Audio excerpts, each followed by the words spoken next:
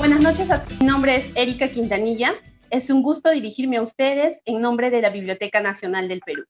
En esta oportunidad, darles la bienvenida a la 12ª edición del programa Historia del Perú, un ciclo de charlas magistrales cuya finalidad es ofrecer a la ciudadanía espacios para la reflexión sobre los procesos y acontecimientos que han marcado el devenir de nuestro país.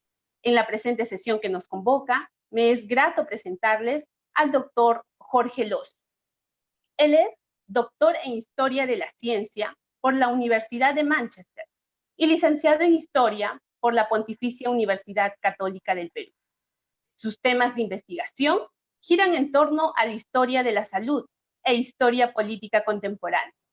Tiene en su haber una amplia producción académica, entre las que destaca Salud Pública en el Perú del siglo XX, Paradigmas, Discursos y Políticas, Prensa, Conspiraciones y Elecciones, el Perú en el ocaso del régimen oligárquico, Acequias y Gallinazos, Salud Ambiental en la Lima del siglo XIX, entre otros artículos y libros publicados. Actualmente es director del Instituto Ribagüero de la Pontificia Universidad Católica del Perú, casa de estudios donde además ejerce como docente. En esta oportunidad nos acompaña con su ponencia titulada Epidemias y Salud Pública en el Perú Contemporáneo, Respuestas Sociales y Estatales. Sin más preámbulos, le cedemos el pase al doctor Lozo. Adelante, doctor. Bueno, buenas noches a todos. Quiero empezar presentándome. Yo soy, bueno, como han mencionado Jorge, mi nombre es Jorge Lozo, soy historiador de la salud, de la ciencia, actualmente profesor principal en la Universidad Católica. Yo quiero agradecer a la Biblioteca Nacional por organizar este evento, que sé que en su conjunto ha sido un éxito total. Quiero también agradecer a todos los participantes por interesarse, por estar un viernes en la tarde-noche acá, acompañándonos para escuchar este tema de historia de las pandemias. Por el tiempo, yo lo que pensaba hacer es una suerte de introducción, de mirada panorámica sobre la historia de las pandemias, centrándome sobre todo en las respuestas sociales y las respuestas estatales. La misma definición de pandemia implica que vamos a tener una mirada global, pero vamos a tratar de traer la charla al Perú de forma recurrente, ¿no? Aunque, ¿no?, como les señalo, va a tener también una mirada global porque las pandemias implican, en su misma definición, un alcance e impacto global. Entonces voy a compartir un PPT con ustedes para que vean algunas imágenes y un poco el esquema de las ideas que va a seguir la exposición. Entonces, vamos a comenzar. Como les decía, vamos a ver esta suerte de panorama histórico sobre la historia de las pandemias, epidemias, ¿no?, que han impactado más en la historia de la humanidad, con énfasis principal en el Perú. Bueno, como sabemos, el COVID-19 no es la primera pandemia que confronta a la humanidad. A lo largo de la historia hemos sufrido muchísimas epidemias y pandemias, cada una producida por un virus o una bacteria distinta. Cada enfermedad tiene un grado de contagiosidad o un grado de letalidad también distinto, ¿no? Por ejemplo, la peste del siglo XIV mataba mucho más que el COVID, pero el COVID, por ejemplo, se está mostrando sumamente contagioso. Sin embargo, aunque cada enfermedad es distinta y cada virus, cada bacteria puede tener un impacto distinto en los seres humanos, sí podemos encontrar una reiteración de las respuestas sociales. Hay un patrón histórico para cada uno, ¿no?, para todas las pandemias, que empiezan con la negación, el no querer aceptar lo que ya se va mostrando como evidente, luego una etapa de pánico o miedos colectivos exagerados, la exigencia de una explicación, la búsqueda de culpables, normalmente entre grupos minoritarios o extranjeros, y luego una etapa de normalización. Entonces vamos a empezar con la etapa de negación. Frente a una pandemia, la sociedad empieza con con negar, con no querer reconocer lo que está ocurriendo. Y esto se debe a distintas razones. Minimizamos las evidencias, nos toma tiempo a veces detectar la aparición de un nuevo virus, nos toma tiempo anunciar la aparición de una epidemia o una pandemia. Y esto ocurre tanto a nivel individual de las personas como a nivel político de los estados. Un ejemplo de esta negación le encontramos, por ejemplo, en la respuesta excesivamente lenta del gobierno mexicano cuando ocurrió el H1N1 del año 2009. No sé si recuerdan esta pandemia, hay mucha gente que no la recuerda, aunque fue en el año 2009, pero, por ejemplo, al gobierno mexicano le tomó semanas detectar la causa y luego anunciar estas muertes producidas por el virus del H1N1. Y como les digo, esto es por una serie de diversas razones.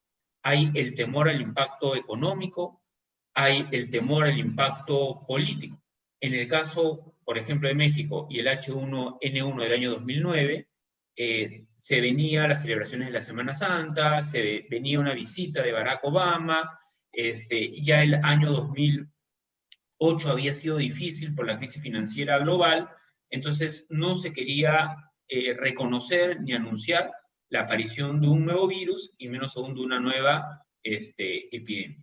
Y a nivel individual está el tema de no querer aceptar o reconocer un evento que va a paralizar la vida cotidiana, ¿no? Y que además va a tener un impacto en nuestra vida económica. Bueno, y lo mismo pasó con el COVID-19, ¿no? No sé si recordarán, pero en diciembre del 2019 ya se sabía ya se había anunciado, el gobierno chino ya había anunciado que había una epidemia, cerraron Wuhan, que es una ciudad enorme, y sin embargo muchos países y nosotros mismos como individuos nos tomó mucho tiempo reconocer lo que estaba ocurriendo, ¿no? Por ejemplo, acá en el Perú las medidas de cuarentena se tomaron a mediados de marzo. Y no solo en Perú, ¿no? Sino en general en Sudamérica, en Norteamérica, en Europa, se vio como algo distante, lejano, lo del COVID, cuando en un mundo tan globalizado era evidente que una pandemia que aparecía en China iba a llegar al resto del mundo. A veces también a los países les cuesta anunciar que ha aparecido una epidemia por los costos políticos y la discriminación a la que se verán expuestos los ciudadanos de dicho país, ¿no? Pasó con el H1N1 en México, pasó en cierta medida con el COVID-19 en Chile. Cuando ya es imposible negar lo evidente, digamos, cuando ya los cuerpos se amontonan, vienen los temores colectivos. El pánico ha sido usualmente o históricamente mayor cuando se trata de un virus nuevo, porque en el caso de un virus nuevo, muchas veces no se conoce su nivel de contagiosidad o su nivel de letalidad. Ocurrió, por ejemplo, con el H1N1 en el año 2009, en el cual se agotaron las mascarillas, o la epidemia de fiebre amarilla en Lima en 1868, que llevó a ataques contra la comunidad china, ¿no? Porque esta situación de pánico muchas veces se combina con la búsqueda de culpables, ¿no? Que normalmente se encuentran entre minorías o grupos extranjeros. O el SIDA, por ejemplo. El SIDA en los 80s también generó pánico porque no se conocía en ese momento al virus, no se conocía cómo se propagaba, cuál era su nivel de letalidad, ¿no? No había tratamientos efectivos, no había una vacuna, entonces todo ello genera pánico y miedos colectivos. Cuando ocurrió, por ejemplo, el H1N1 del año 2009, la prensa recordaba mucho la influenza española de 1918, ¿no? Era el mismo virus, un virus reconfigurado, pero era básicamente el mismo virus. La influenza española de 1918 mató se calcula, 100 millones de personas. Entonces la prensa recordaba todo el tiempo mediante fotos y titulares esa anterior pandemia. generando también angustia entre la población. A veces puede hacer que no se trate de un virus desconocido. Por ejemplo, el H1N1, la influenza española, no era un virus nuevo, digamos, pero el recuerdo era el de un virus que había causado muchísima muerte. Entonces, esa situación también da lugar a miedos exagerados o a situaciones de pánico. Como les decía, no todas las enfermedades son iguales y no todas generan o han generado históricamente el mismo miedo, no todas han tenido el mismo impacto social o cultural.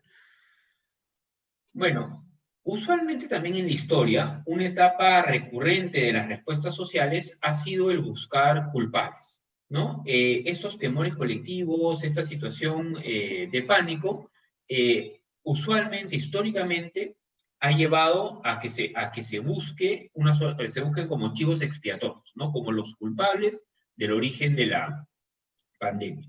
Y normalmente no es que las pandemias no es que han llevado al surgimiento de nuevos prejuicios, sino más bien a reforzar prejuicios ya existentes. Y además, otro fenómeno que ha sido estudiado por Marcos Cueto es el de culpar a las víctimas, ¿no? Por ejemplo, cuando ocurrió el cólera en el Perú, la epidemia de cólera, en 1991, hubo un discurso oficial, ¿no? Y un discurso también social de echar la culpa a los migrantes andinos y a los vendedores ambulantes de comida. Y se les echaba la culpa por supuestamente no lavar los alimentos, las frutas que vendían, o no cuidar su higiene personal. O sea, los prejuicios ya existían, pero la epidemia de cólera los desató. Por supuesto, en el caso del cólera del 91, las causas fueron mucho más estructurales, más amplias, una falta de infraestructura sanitaria, un pobre acceso al agua potable, precarias condiciones de vivienda, ¿no? O sea, las causas eran más amplias, más grandes, pero se echó la culpa a un discurso que echó la culpa a ciertos grupos.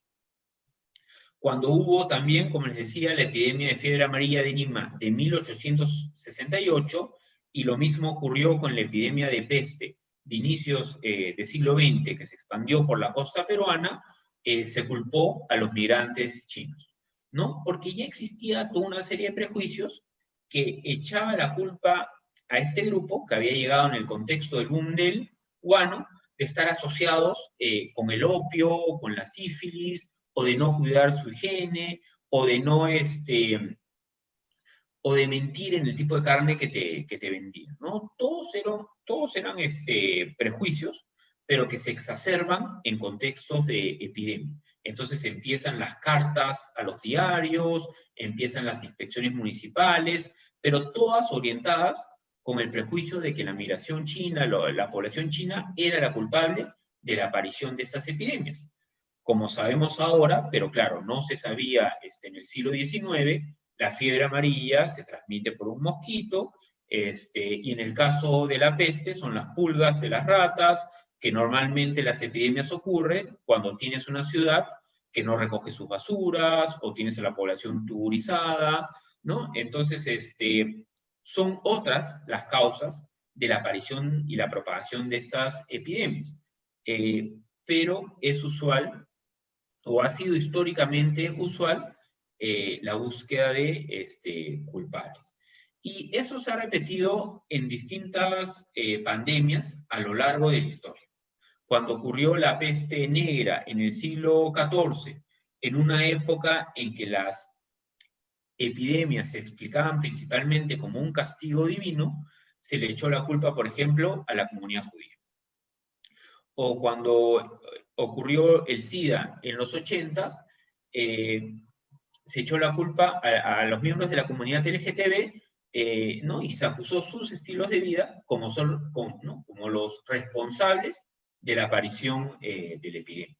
El problema de esta respuesta social es que no ayuda a superar la pandemia, porque distrae la atención, ¿no? O lleva la investigación o las respuestas públicas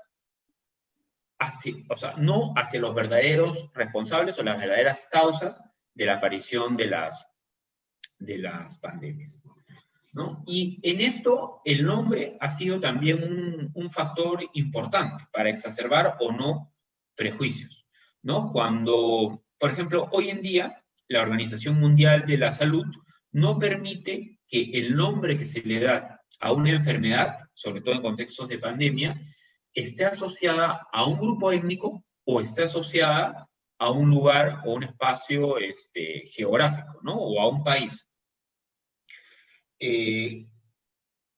Como históricamente sucedía. La OMS más bien ahora pide que sean nombres neutros.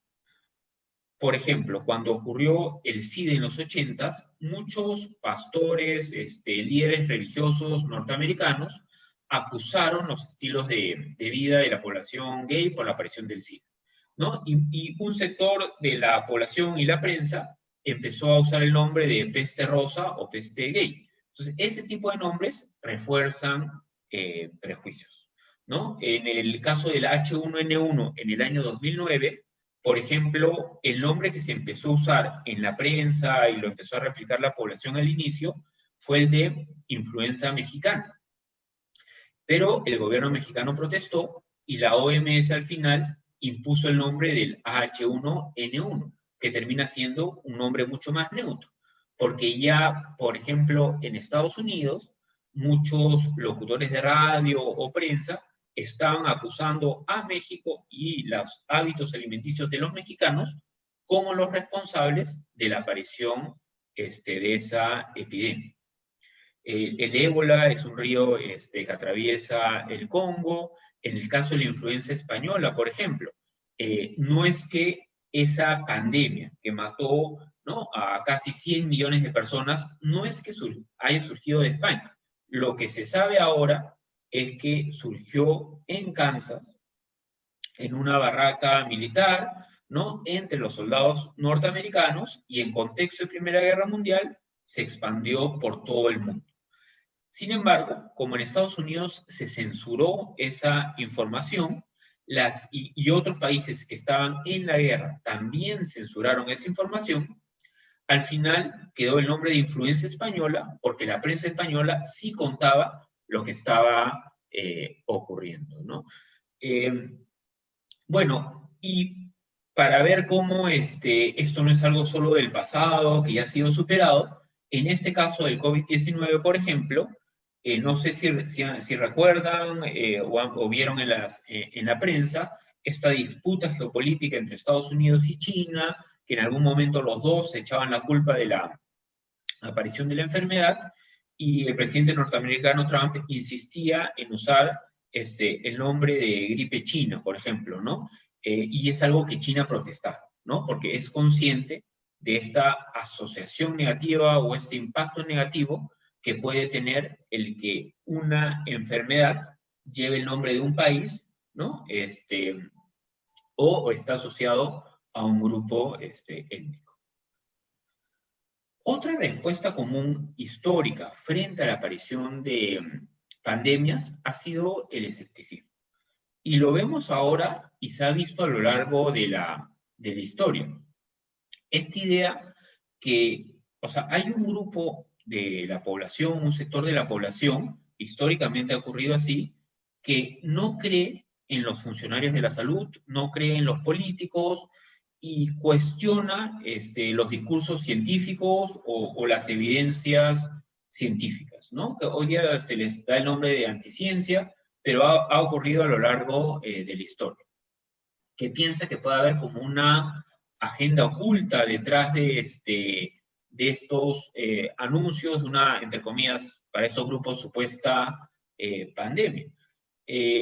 Por ejemplo, cuando ocurrió el H1N1 en el año 2009, mucha gente pensó que se trataba de una cortina de humo o una maniobra de las grandes farmacéuticas para vender medicamentos o vender vacunas, ¿no? Pero decían, es simplemente una gripe más, pero se está exagerando su magnitud para que las farmacéuticas puedan vender más productos.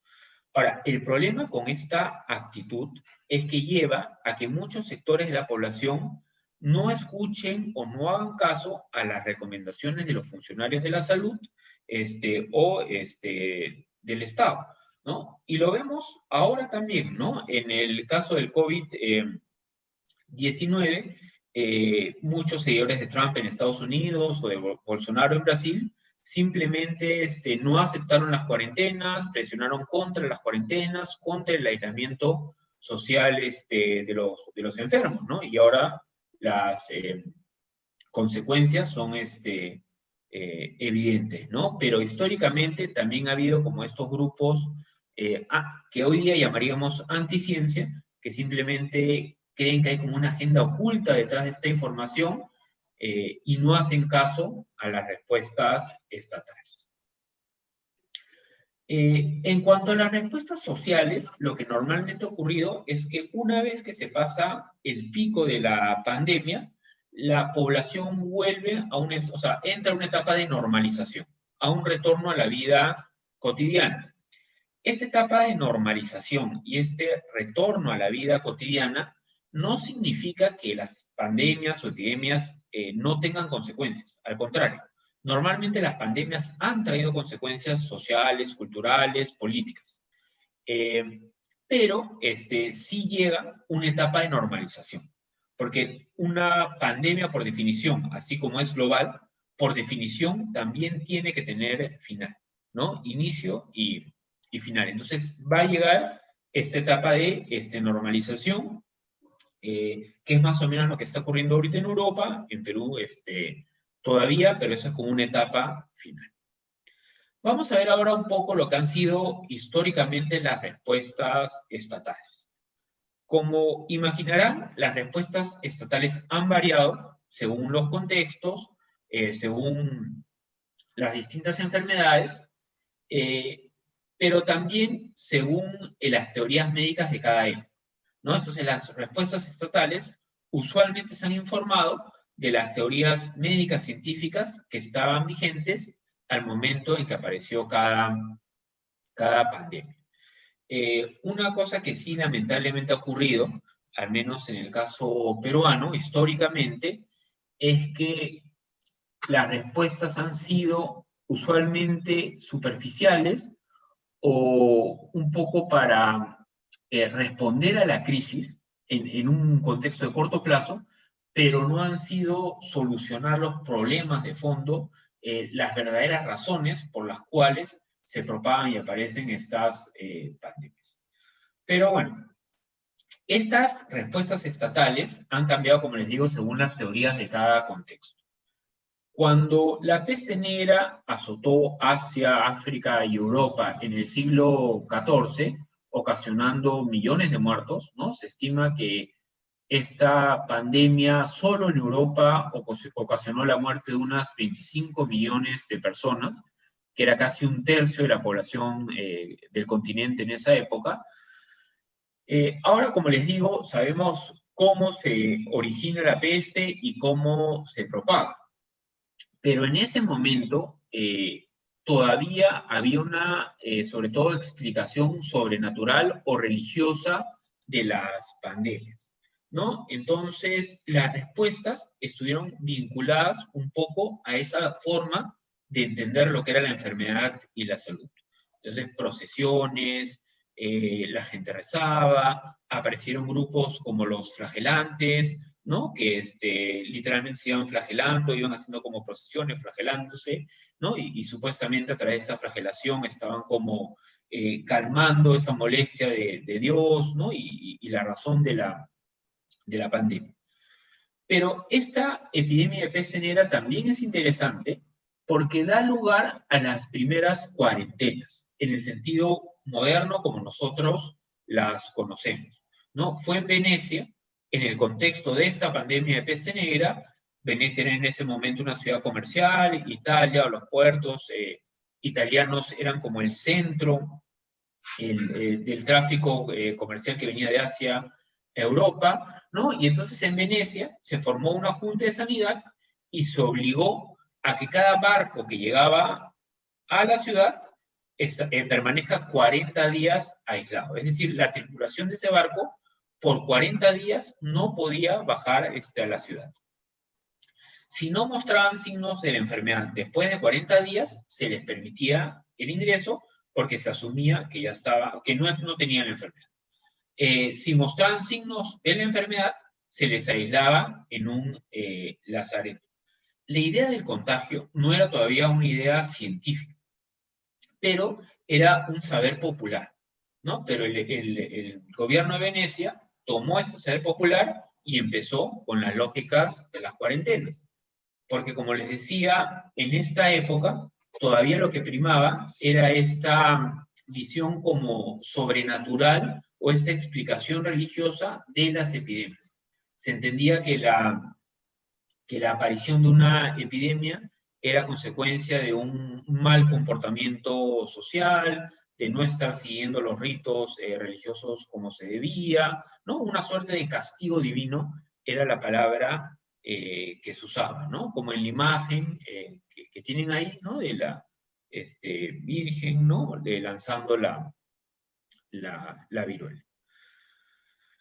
En el siglo XVII regresó la peste negra, hubo como otra pandemia de peste negra, hubo un caso interesante para análisis histórico, que es la gran epidemia de Londres, en 1665, que es interesante porque nos permite ver ya para ese momento esta nueva combinación de ideas para explicar el origen de las pandemias. Uno, por ejemplo, era el legado hipocrático, que era al momento de aparecer una pandemia, lo que se tiene que hacer es salir de la ciudad, ¿no? Escapar de la ciudad porque es en el aire y demás que está llegando la enfermedad. Entonces, mucha gente, los que pudieron, salieron de Londres.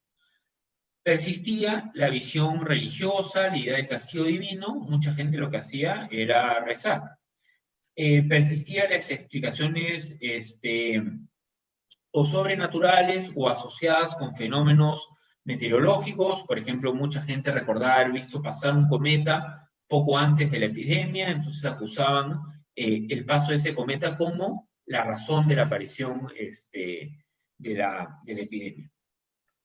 Se mantuvo esta lógica o este saber popular del contagio, por ejemplo. Entonces, en esta gran peste de Londres, lo que hizo el gobierno municipal fue obligar a la gente que tenía la enfermedad a estar encerrados en sus casas.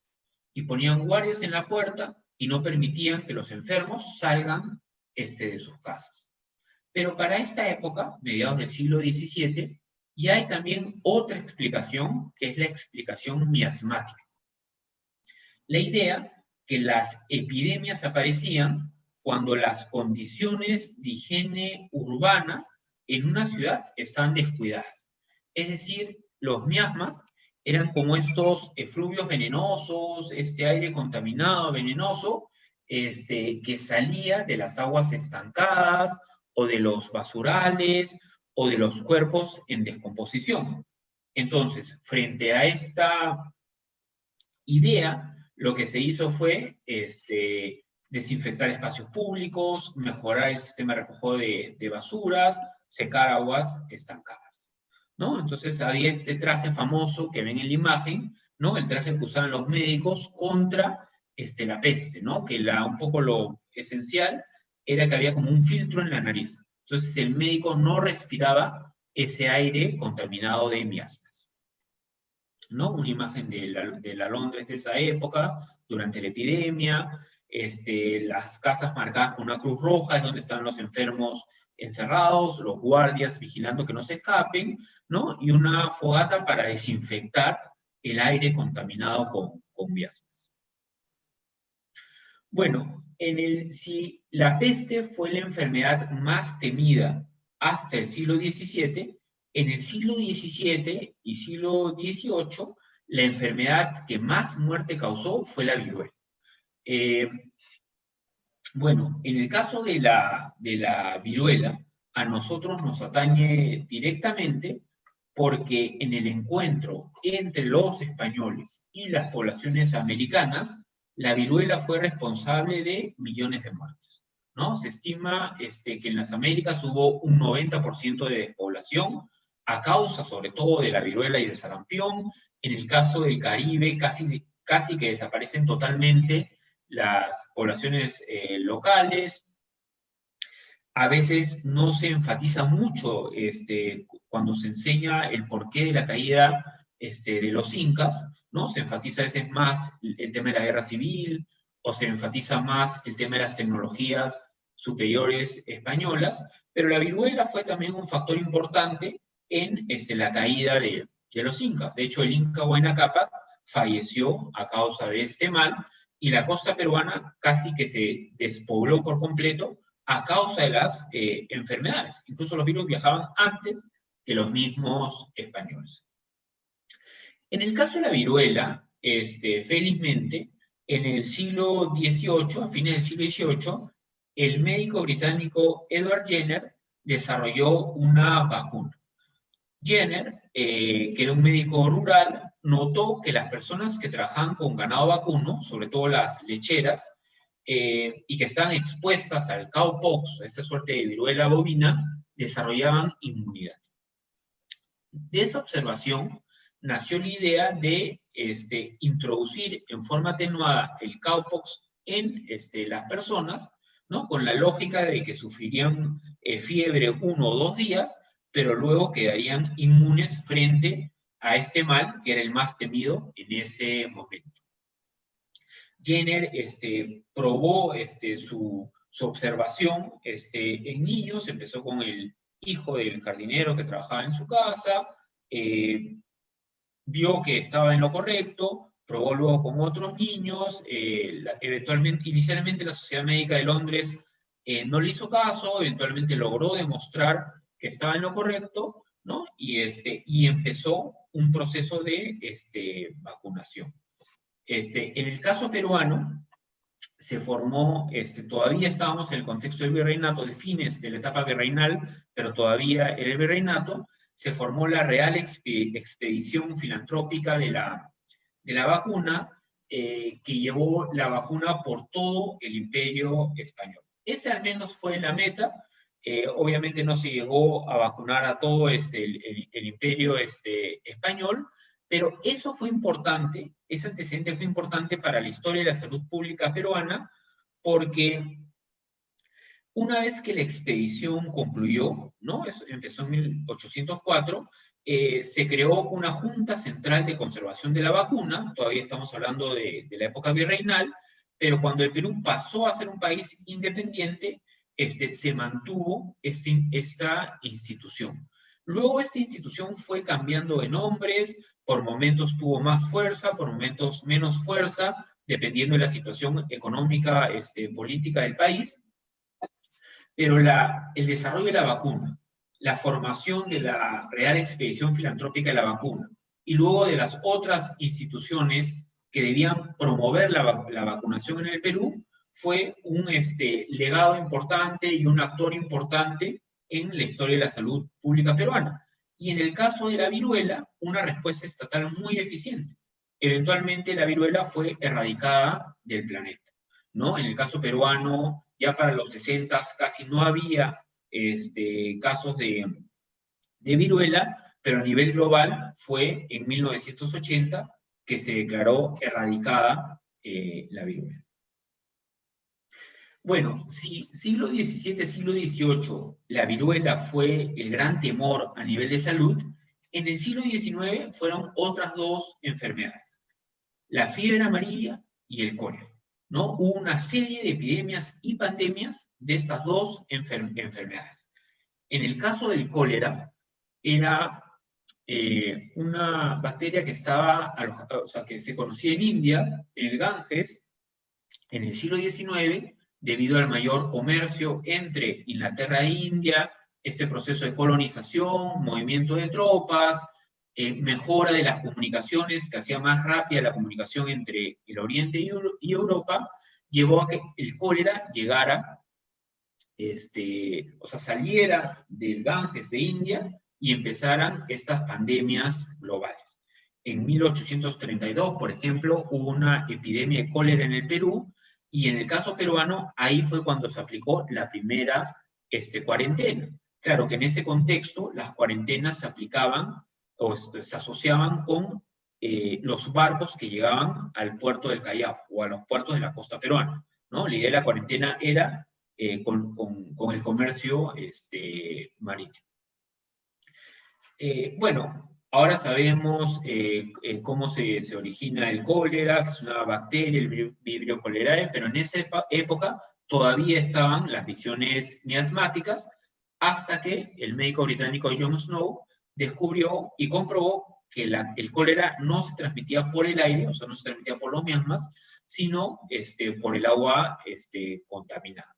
Sin embargo, las epidemias de cólera fueron importantes en el sentido que llevaron a una serie de reformas urbanas, sobre todo en cuanto a las mejoras de las condiciones ambientales de la ciudad por estas teorías miasmáticas, ¿no? En la imagen pueden ver, por ejemplo, esto del rey cólera, ¿no? Está el cólera ahí como una corona, ¿no? Detrás de esta fuente de agua que Jon Snow identificó como la responsable de la aparición de estas epidemias, pandemias. La fiebre amarilla fue la otra enfermedad más temida en el siglo XIX. En el caso de la fiebre amarilla, el Aedes aegypti llegó a las Américas desde África con el comercio de la esclavitud. Cuando hubo despoblación por la viruela, el Imperio Español reemplazó parte de esa población con el comercio esclavo, ¿no? Y fue ahí, ¿no?, que llegó el mosquito de la Aedes aegypti, transmisor de la fiebre amarilla. Una epidemia que fue muy importante en el Perú fue la gran epidemia de fiebre amarilla de 1868. Y fue importante porque llevó a una serie de cambios en el manejo de la salud pública peruana. Quiero también decir que en ese momento, en el siglo XIX, no había todavía la idea que el Estado, que era deber del Estado, responder a estas crisis de salud. Cuando hubo la epidemia de fiebre amarilla de 1868, quienes fueron los encargados de confrontar la epidemia fueron la Municipalidad de Lima, la Sociedad de Beneficencia y algunas órdenes religiosas. Porque la salud, como les digo, no se veía tanto como un deber del Estado, sino como una cuestión más de caridad, ¿no? O asociada al cristianismo y al cuidado del enfermo. Esta epidemia mató más o menos a 4.000 personas en Lima, se contagiaron unas 10.000 personas en una ciudad en la que entonces vivían más o menos 100.000 personas. Entonces, más o menos un 10% de la población quedó contagiada con la enfermedad. Un personaje importante fue Manuel Pardo y Lavalle. Él era entonces el director de la Sociedad de Beneficencia Pública de Lima. A él se le reconoció su labor durante la epidemia de visitar a los enfermos, buscar mejorar la situación de los hospitales. Él, de hecho, se contagió de la enfermedad, contagió también a su familia. Bueno, él al final, o después, al año siguiente de la epidemia, fue electo alcalde de Lima, eventualmente fue electo presidente del Perú.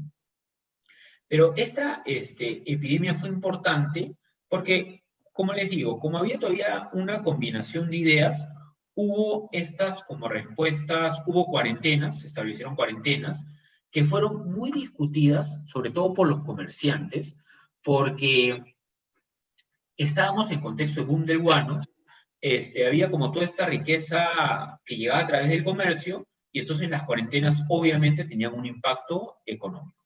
Pero también llevó a una serie de mejoras urbanas, porque la Lima de esa época era famosa no por ser la supuesta ciudad jardín, sino que era famosa por sus gallinazos, por las acequias descubiertas, por la acumulación de basuras.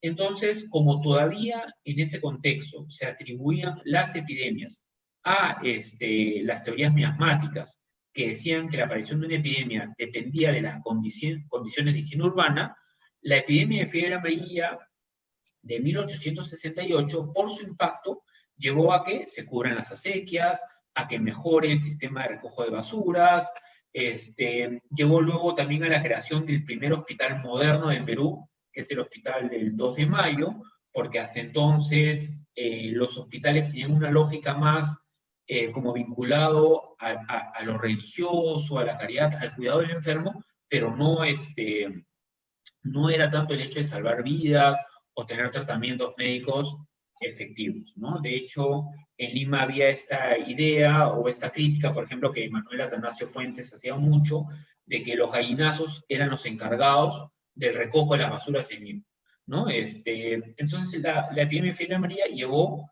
al menos una serie de mejoras urbanas. Ya hacia fines del siglo XIX, inicios del siglo XX, hubo un cambio importante en el paradigma médico que permitió otro tipo de respuestas frente a las epidemias. Los trabajos de Pasteur, los trabajos de Koch, llevaron a la teoría del germen de la enfermedad, a la idea que las enfermedades no se transmitían por miasmas o no eran un castigo divino, sino que había microorganismos, un virus, una bacteria, que eran los responsables de las enfermedades. Y entonces el trabajo de los médicos o de los científicos, era descubrir cuál microorganismo era responsable de qué enfermedad, y la salud pública debía consistir en controlar o eliminar esos microorganismos para evitar la propagación de estas enfermedades. Esa teoría, que al comienzo también no fue aceptada, había mucho renuencia a aceptar la lógica de, bueno, no puedo ver esos microorganismos, había muchos virus que no se podían ver porque se necesitaban microscopios muy poderosos que en esa época todavía no existían. Entonces mucha gente decía, bueno, pero muéstrame el virus, y bueno, no era tan fácil, ¿no? Pero eventualmente fue una teoría que fue aceptada, ¿no? Y tuvo una carrera científica, tuvo un esfuerzo médico que llevó a identificar a los causantes de la fiebre amarilla, el causante del cólera, el causante de la viruela, de la peste, entre otros. Ahora, el surgimiento de esa teoría, entre fines del XIX e inicios del siglo XX, se combinó con un cambio también de paradigma en cuanto a quién era el responsable de la salud. Si hasta fines del siglo XIX se pensaba que era más una responsabilidad individual, o una responsabilidad de la iglesia, o un tema de caridad por ejemplo, la sociedad de beneficencia, donde en su directorio estaba pues, la gente más poderosa, económicamente poderosa de Lima, se cambió un paradigma en donde la salud se consideró deber del Estado. De hecho, la primera Agencia Nacional de Salud surgió como una epidemia de peste bubónica inicios del siglo XX, ¿no? En 1903 se creó la Dirección de Salubridad Pública, y en 1935 se creó el Ministerio de Salud, un ente político y autónomo con el rango de ministerio. El surgimiento de esta lógica de la salud como deber del Estado y la aparición de estas instituciones nacionales para confrontar las epidemias o pandemias se vincula también con la influenza española de 1918, que fue una enfermedad, como les digo, que mató a millones de personas en todo el mundo. Eso llevó a repensar cómo funcionaba la salud pública, y también a la Gran Depresión, ¿no? A la Gran Depresión de los 30 y a esta necesidad de hacer crecer estos estados de bienestar, o estos estados que debían ocuparse, por ejemplo, de la educación y de la salud, ¿no? Entonces, ya las respuestas de los estados mejoraron. En el siglo XX, por ejemplo, ya apareció la lógica que era posible erradicar las enfermedades. Ya no solo era necesario controlarlas, sino que como se conocía la causa, la razón, el germen o el vector de la enfermedad, y había un aparato de salud pública y una tecnología capaz de acabar con esos vectores, se pensó que era posible acabar con las enfermedades. Muchas enfermedades no se lograron erradicar, pero se lograron controlar, ¿no? La malaria se controló frente a lo que había antes, la fiebre amarilla casi que desapareció de Cuba, en el caso peruano también fue muy controlada versus a las epidemias que había en el siglo XIX, la viruela sí se llegó a erradicar, la polio se erradicó de las Américas, aunque todavía subsiste en algunos espacios en India o en Afganistán, pero en el siglo XX ya las respuestas estatales fueron como más ambiciosas, basadas en una fe en la tecnología y en la medicina, con la lógica que era posible erradicar las enfermedades. Y en algunos casos se logró, en otros casos no se logró, pero se logró controlar enfermedades que en el siglo XIX mataban muchísimo. Ahora, ¿qué ocurrió en el caso peruano? En el caso peruano, desde los 90, hemos visto no solo, digamos, la aparición de nuevos virus o nuevas enfermedades, como fue, no sé, el SIDA en los 80 o el H1N1 en el 2009 o ahora el COVID-19, sino que en el Perú, desde los 90, hemos visto la reemergencia en forma epidémica de algunas enfermedades que se suponían controladas. Por ejemplo, en el año 91 tuvimos una epidemia de cólera que contagió a aproximadamente 300.000 personas y mató a casi 3.000 personas. En el 95 una epidemia de fiebre amarilla que mató a cientos de personas, el dengue regresó con fuerza en los 90. Ahora, el hecho que estas enfermedades, de las cuales ya se conoce qué las produce, ya hay tratamiento, ya hay en algunos casos vacunas, por ejemplo hay vacuna contra la fiebre amarilla, hay formas de controlar la enfermedad como mosquiteros, por ejemplo, nos muestra más bien problemas de fondo.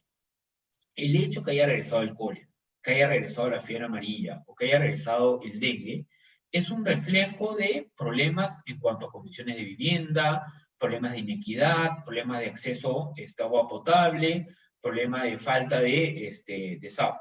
Es decir, problemas más de fondo que no solo atañen a la salud en una visión reducida o en una visión más biológica, si quieren, de la salud, ¿no? Que son temas que vinculan salud con vivienda, salud con educación, salud con economía.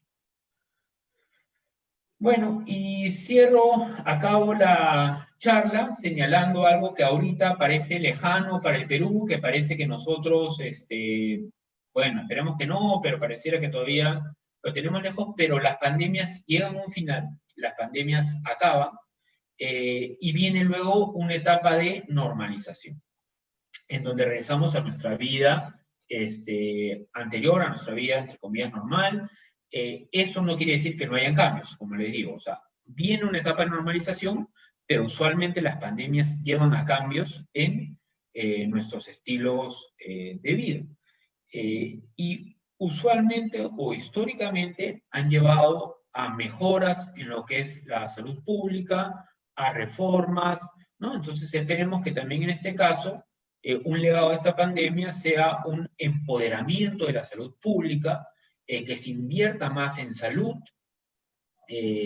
¿no? Y mejoras en cuanto a las condiciones de vida asociadas a la salud.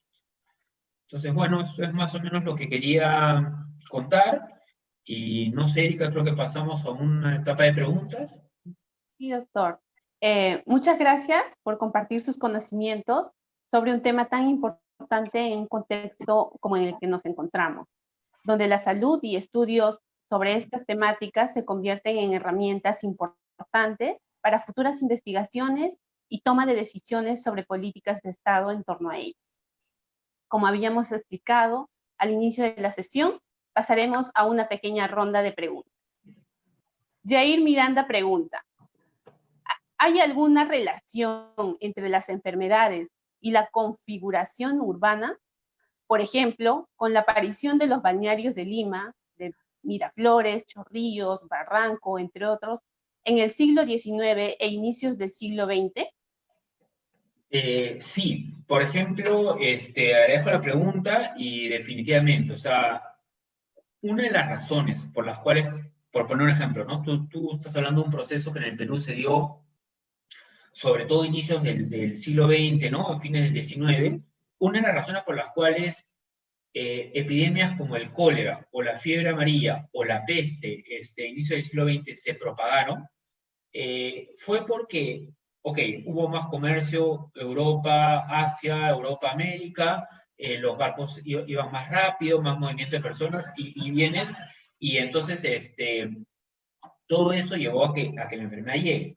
Pero esos bacterias o esos virus encontraron un ambiente propicio para ellos, para desarrollarse en el hacinamiento de las ciudades, en la tuburización, por ejemplo, en Lima, una cosa que ocurría inicios del siglo XX, fines del XIX, era la tuburización, el hacinamiento en las casonas del centro de Lima.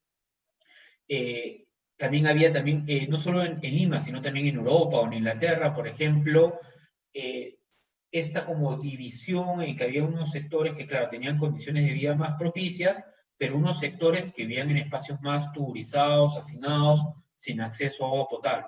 Entonces el cólera, por ejemplo, encontraba un hábitat propicio en estos espacios. Y eso, el problema también de eso es que llevó a que lamentablemente a veces se utilizara el discurso médico para reforzar prejuicios o ideas de, por ejemplo, en el siglo XIX o inicios del XX, de poblaciones peligrosas.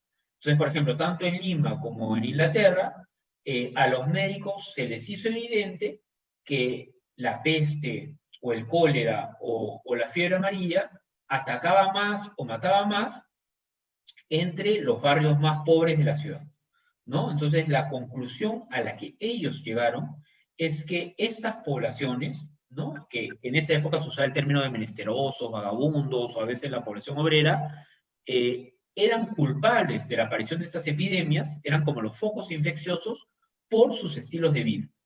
Es decir, asociaron enfermedad y pobreza, pero no en el sentido que nosotros le damos.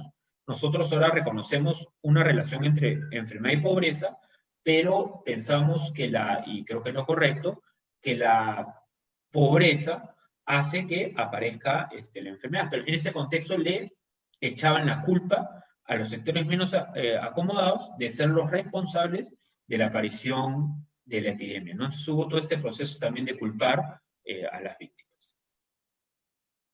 Muchas gracias, doctor. Tenemos otra pregunta desde el Zoom. Alex Malpartida nos consulta. ¿Los canales y acequias en la antigua Lima influyeron en el brote de epidemias en la ciudad? Sí, el problema con la Lima del siglo XIX, y esto cambia a partir de la fiebre amarilla de 1868, es que no había un buen sistema de distribución de agua. Entonces los vecinos de la ciudad normalmente lo que hacían es, o sea, Lima estaba, una de las características que muchos viajeros y en muchas imágenes son muy notorias, y los viajeros la describen, es que Lima tenía estas acequias descubiertas que estaban por toda la ciudad. Un problema era que no se limpiaban bien, el agua a veces quedaba estancada. Otro problema era que muchas veces la misma población, como no existía un sistema de desagües, tiraba sus residuos o sus basuras a la acequia, pero al mismo tiempo tomaban el agua de esas acequias. Entonces se imaginarán la cantidad de enfermedades estomacales que se producían a partir de esa característica.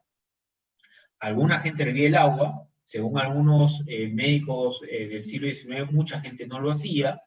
Entonces, el problema con las acequias es que no estaban bien cuidadas y además mucha gente las usaba para tirar sus basuras. Había también esta frase de aguas, ¿no? Que de los balcones tiraban sus orinas, ¿no? a la acequia y gritaban aguas por si alguien estaba por ahí circulando. Pero también se usaban las acequias para consumir agua. Entonces, sí. Luego se creó la tarjeta, mejoró el sistema de distribución de agua, algunas familias contrataban a estos aguadores para que recojan el agua de las fuentes y la llevaran a sus casas, pero es a partir de la epidemia del 68 que empieza a mejorar todo lo que era el sistema de distribución de agua en Lima, ¿no? Pero sí era un factor que generaba males estomacales definitivamente. Bien, doctor. Desde Facebook, Lelis Merino nos consulta. ¿Cómo se controló o contuvo la viruela traída por los españoles al espacio americano y al mundo andino peruano en el siglo XVI. Ya, cuando llegan los españoles, claro, además de muchas otras cosas, traen virus que no eran conocidos por la población americana y frente a las cuales, claro, no tenían inmunidad, ¿no? Por ejemplo, la viruela, el sarampión, la gripe. Entonces, estos virus, a diferencia de Europa, donde podían aparecer una vez por generación, podías tener una epidemia de viruela, ya eran identificadas más como una enfermedad de niños, ¿no? Porque ya era una población que había desarrollado inmunidad frente a la misma. Pero en las Américas, la población al no tener inmunidad, acá barrieron y mataron a millones de personas. En el siglo XVI todavía había más bien la explicación sobrenatural o religiosa de las enfermedades, tanto en Europa como en las Américas, como en el Ártico. Entonces, las muertes por viruela se concibieron como una lucha entre dioses, ¿no? Y en el proceso, por ejemplo, de evangelización, muchos de los evangelizadores utilizaron la muerte por viruela como una demostración de la superioridad de su Dios. Porque, claro, mataba mucho más a población andina que a españoles que ya tenían una cierta inmunidad. Y desde el Ande también se concibió, como también había esta explicación sobrenatural religiosa de las epidemias, también se pensó en la superioridad de estos divinidades españolas. Ahora, había tratamientos, por ejemplo, los europeos recurrían sobre todo todavía a estos tratamientos más hipocráticos, sangrías, purgas, dietas frente a la aparición de una enfermedad. Eso, por supuesto, no servía de nada frente a la viruela. En el mundo andino había el uso de hierbas. Entonces, habían esos tratamientos, pero que realmente no tenían una utilidad. Lo que sí tuvo un impacto importante fue cuando llega la Real Expedición Filantrópica de la Vacuna, que llega al Perú en 1804, auspiciada por Carlos IV, por el gobierno, el imperio, digamos, español, con la lógica había una lógica humanitaria, que era evitar que tanta gente muera de esta enfermedad, pero también había una lógica económica, ¿no? Y era la idea de toda esta despoblación finalmente tiene un costo económico. Porque si queremos ser un imperio fuerte, si queremos que las colonias rindan económicamente, se extraiga más mineral o se produzca más en las haciendas, necesitamos que las tasas de mortalidad bajen, necesitamos gente sana, gente fuerte. Entonces se auspicia la llegada de la vacuna. La vacuna tiene un impacto grande, pero también hubo unas ciertas limitaciones en la expedición de la vacuna. Por ejemplo, hubo en los lugares tal vez más remotos, no llegó la vacuna. O en algunos espacios la vacuna ya llegaba en mal estado. Además, en esa época, como no había técnicas de refrigeración adecuadas, se utilizaban niños expósitos, ¿no? Como niños huérfanos, digamos, para trasladar la vacuna. Entonces, la Real Expedición traía, ¿no? En sus barcos estos niños, se inoculaba la vacuna a un niño, a los 12 días se extraía, se inoculaba a otro niño, ¿no? Que era el tiempo en el que la vacuna se mantenía fresca en el cuerpo humano, y así hasta llegar al Perú. Ahora, otra limitación de esa expedición fue que en algunos lugares fueron bienvenidos y la población apoyó la vacunación, pero en otros lugares fueron rechazados. Entonces, a veces llegaban a alguna comunidad, a algún pueblo, con la vacuna y la población los echaba pedradas, porque se pensaba que la vacuna, que el proceso de vacunación o en el proceso de vacunación se transmitía la sífilis, que en parte parece resultó, era cierto en algunos casos, o se pensaba que era una excusa para censar a la población y cobrar más impuestos, o como a veces esta explicación científica occidental de que inoculándote la viruela bovina eras inmune a la viruela, no se creía, porque no era una explicación que todos aceptaban, eso también llevaba a que se rechace la vacuna, ¿no? Entonces, hubo resistencias populares, hubo limitaciones logísticas, pero esa respuesta sí fue una respuesta eficiente frente a la viruela, ¿no? Eventualmente el desarrollo de vacunas más eficientes, más baratas, y el compromiso de los estados, de hecho, llevó a que se acabe con la viruela. Gracias, doctor, por la respuesta. Continuando, Yulisa Álvarez nos pregunta, ¿las epidemias han implicado una mejora en las políticas de salud pública? Sí, históricamente sí hay una relación entre mejoras y empoderamiento de la salud con epidemias, definitivamente. O sea, por ejemplo, cuando habían las teorías miasmáticas, cuando se pensaba que las epidemias eran consecuencia de un descuido en el espacio urbano, de la acumulación de basuras, o dejar cuerpos muertos en las calles, o tener aguas estancadas sucias, la aparición de epidemias, por ejemplo, del cólera o de fiebre amarilla en el siglo XIX, sí llevó a que se establezcan, por ejemplo, como en ese caso, en esa época todavía no era el Estado central, sino la municipalidad, sí llevó a que las municipalidades, por ejemplo, establezcan servicios de recojo de basura semanales, pero por lo menos más organizados. Llevó a que se sequen las aguas estancadas, llevó, por ejemplo, a que se construya un cementerio general en las afueras de Lima. Antes los cuerpos se enterraban dentro de las iglesias, dentro de la ciudad. Estas teorías miasmáticas y esta idea de que el tener esos cuerpos dentro de la ciudad eran un foco infeccioso, llevó a que se construyera un cementerio, ¿no? Que ahora es el presbítero maestro, es el primero de estos, fuera del casco urbano. La epidemia de peste de 1903 llevó a la creación de la Dirección de Salubridad Pública, que es la primera agencia ya nacional de cuidado de la salud.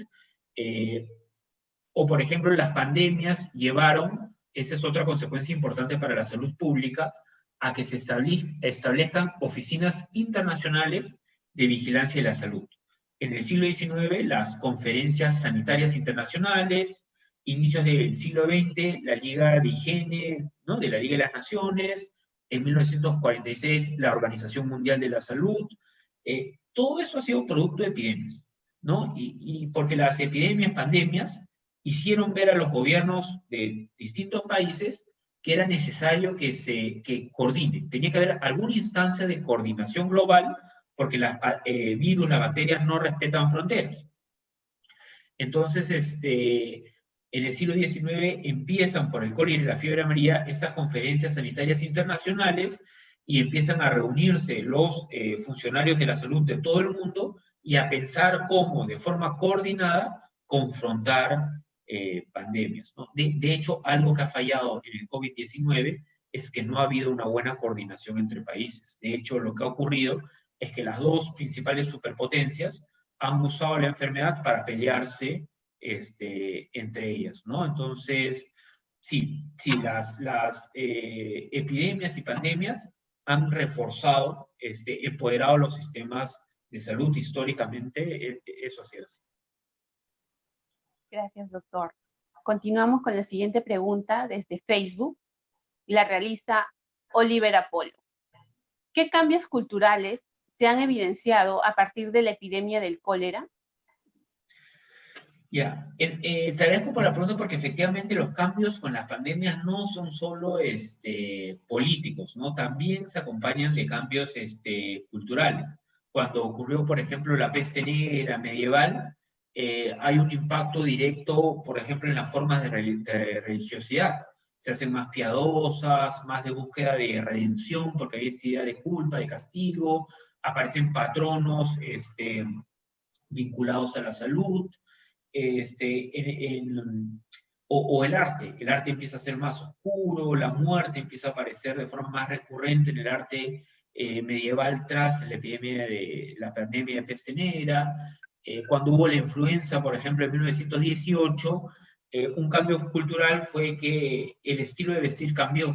Los hombres dejaron de usar los sombreros altos, las mujeres dejaron de usar el corsé por ¿no? Porque ya se buscó ropa más cómoda. En el caso del cólera, bueno, nos dependerá de la edad de cada participante, pero los que vivimos ese cólera nos acordamos que uno de los cambios fue que se acabó el consumo de pescado, ¿no? O sea, la gente no quería consumir pescado y más bien se pasó al consumo de pollo, por ejemplo, ¿no? O sea, el caso limeño, no sé, ¿no? Que tenemos estos platos tan típicos como el ceviche, eso se dejó de consumir. Y lo otro es que supuestamente, pero luego se demostró que tal vez no era tan cierto, es que en principio mejoró todo lo que era la higiene, porque hubo una campaña de información muy fuerte para que se lave la fruta antes de comer, para que se hierve el agua, para que uno se lave las manos. Sin embargo, cuando hubo, por ejemplo, la pandemia del 2009 del H1N1, de nuevo se tuvo que recurrir a estas campañas intensas, fuertes, de lavarse las manos, cubrirse al estornudar, ¿no? Y ahora en el COVID-19 vemos de nuevo que esa es una parte importante de las campañas de información, ¿no? La importancia de lavarse las manos, por ejemplo. Entonces, sí es cierto que las pandemias llevan a cambios sociales, llevan a cambios culturales. Tú, hoy día probablemente en Lima el plato típico sea el pollo a la brasa. Antes era el ceviche, ¿no? Entonces, sí hay una serie de cambios que se dan a partir de las pandemias. Gracias, doctor. Bien, desde Facebook, tanto Pierre Villavicencio como Mariela Lima nos preguntan, ¿qué pasaba con los cuerpos de las personas que fallecían a causa de estas epidemias que usted ha comentado? ¿Qué se hacía con los cadáveres o dónde se enterraba? Y sobre los protocolos de salud con los fallecidos de la epidemia de la fiebre amarilla de 1868, ¿también se incineraron los cadáveres o cuál fue el tratamiento que se hacía con ellos? Sí, una respuesta común o un tratamiento común histórico ha sido quemar los cuerpos, ¿no? Porque había esta idea que que el cuerpo, o sea, si tú organizabas en el contexto, no sé, de una plaga de peste bubónica, una epidemia de peste bubónica, hacías el entierro tradicional o mantenías el cuerpo expuesto para que sea despedido como era tradicional, por 1 o 2 días, qué sé yo, eso era un foco de contagio o un foco infeccioso.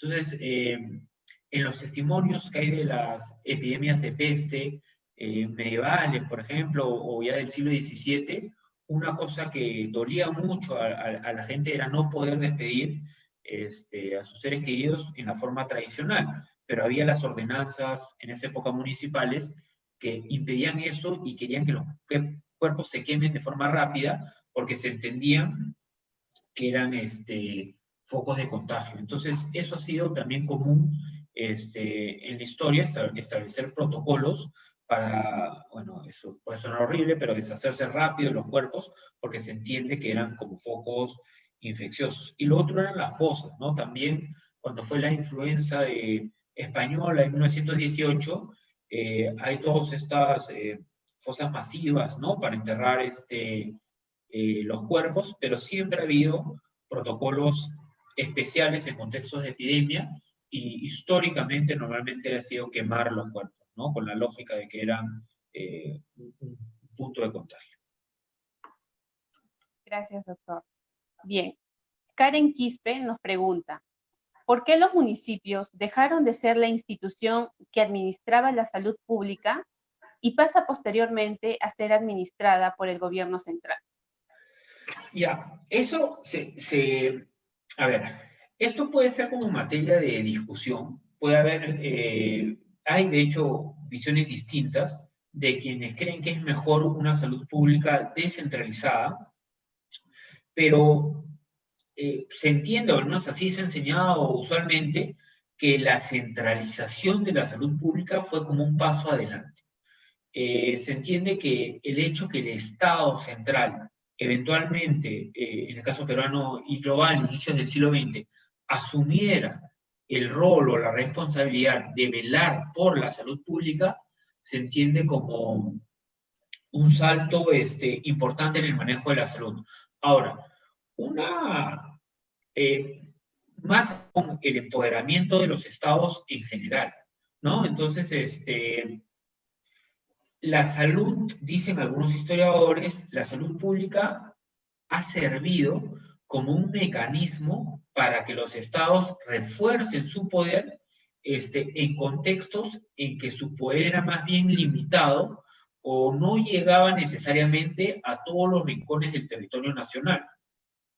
Entonces, por ejemplo, en el caso peruano, tú tenías el gobierno virreinal o ¿no? La etapa final o inicios de la República, que tal vez no tenías agentes o no tenías una presencia en cada rincón del país. Pero una expedición como la expedición contra la viruela o la formación de juntas para la conservación y propagación de la viruela o la creación de cargos de vacunadores te permitían llegar a todo el territorio nacional. Entonces, eso de alguna manera consolidaba tu poder.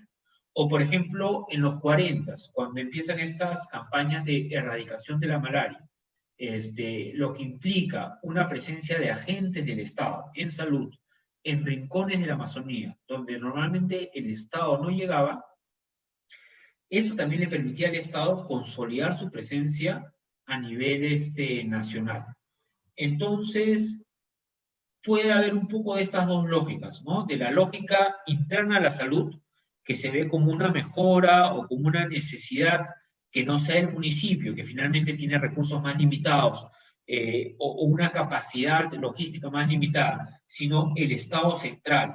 Y más aún cuando creas una institución como un Ministerio de Salud, eso se entiende como que estás empoderándole o dándole más presencia y más recursos a la salud. Como también por esta lógica política que, entre comillas, bueno, algunos historiadores piensan que es así, con la excusa de la salud y con la excusa de confrontar epidemias, eso te permite empoderarte como Estado y tener una mayor presencia a nivel nacional. Además, era común en el contexto de epidemias, ocurrió por ejemplo con la fiebre amarilla en el siglo XIX, con la peste inicio del siglo XX, o con la malaria en los 40, 50, que los funcionarios de la salud entraban a las casas de las personas para ver las condiciones de higiene, o en el caso de la malaria para rociar DDT, o en el caso de la peste para ver el tema de hacinamiento.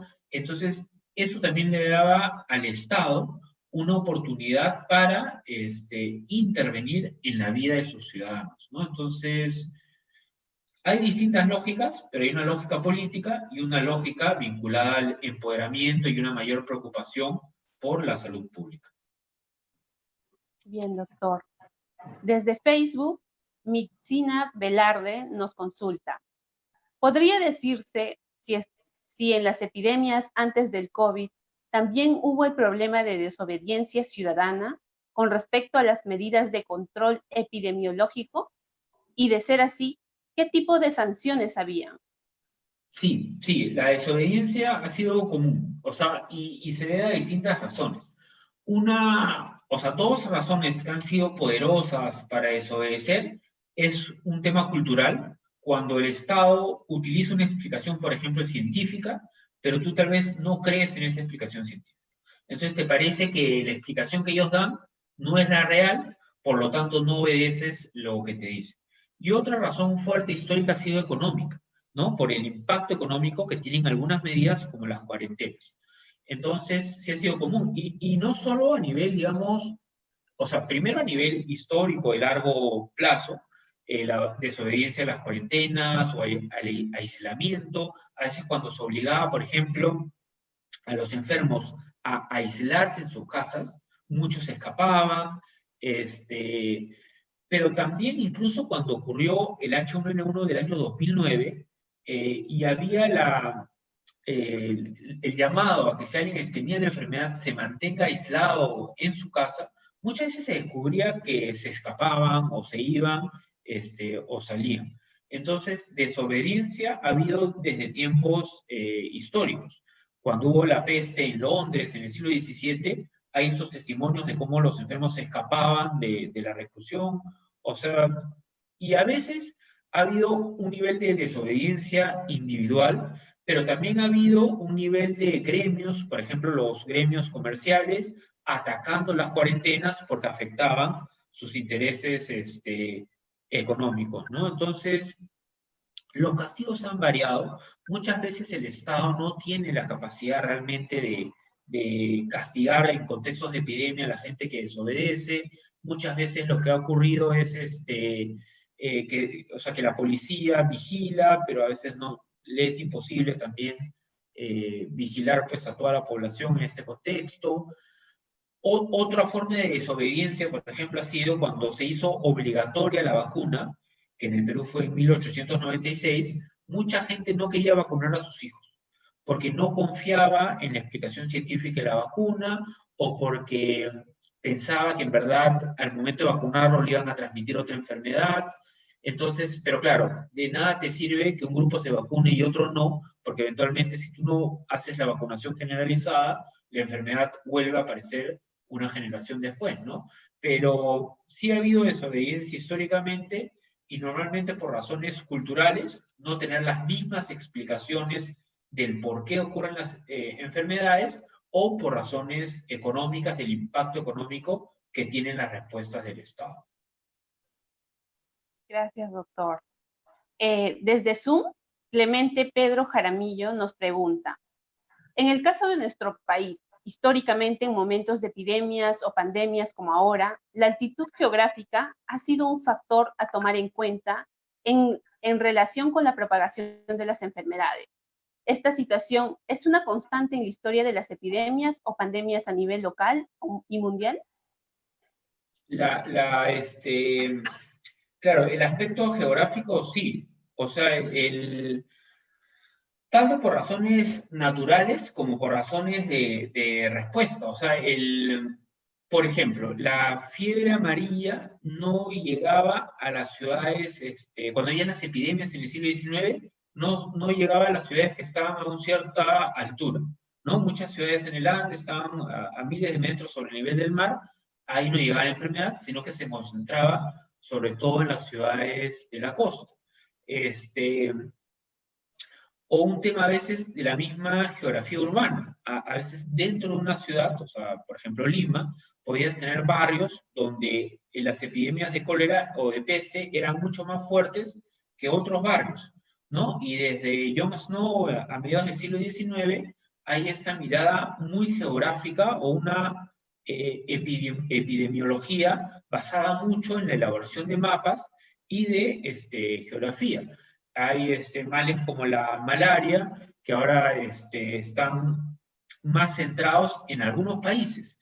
Incluso hay toda una disciplina o toda una rama de la medicina que fue muy importante entre fines del 19 y las primeras décadas del 20, que era la medicina tropical, con la idea, por ejemplo, que en los trópicos o sea, que el clima de los trópicos, las poblaciones, predisponían a la aparición de ciertos males, como la malaria, la fiebre amarilla o la lepra, que no ocurrían en espacios temperados. Históricamente eso no fue así. Ha habido malaria en Italia, ha habido malaria en Estados Unidos, ha habido lepra en Escandinavia, pero por razones de mejora en vivienda, mejora en acceso a agua, más nivel de alfabetismo, lo que fuera, algunos males fueron desapareciendo de los países más desarrollados y quedando como endémicos o epidémicos solo en los países más pobres ubicados en los trópicos, ¿no? Pero había toda esa mentalidad o esa visión geográfica de la salud, ¿no? Entonces se asociaba algunos males con algunos climas o geografías.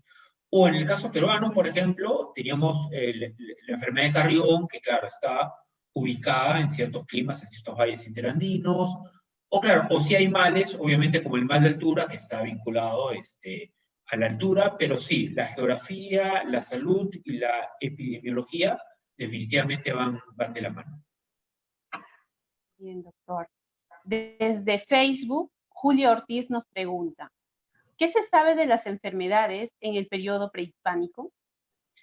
Ya, había, claro, males, o sea, uno de los cambios, uno de los momentos históricos más importantes a nivel cultural, político, económico, pero también epidemiológico, biológico, fue el encuentro entre los españoles y los americanos.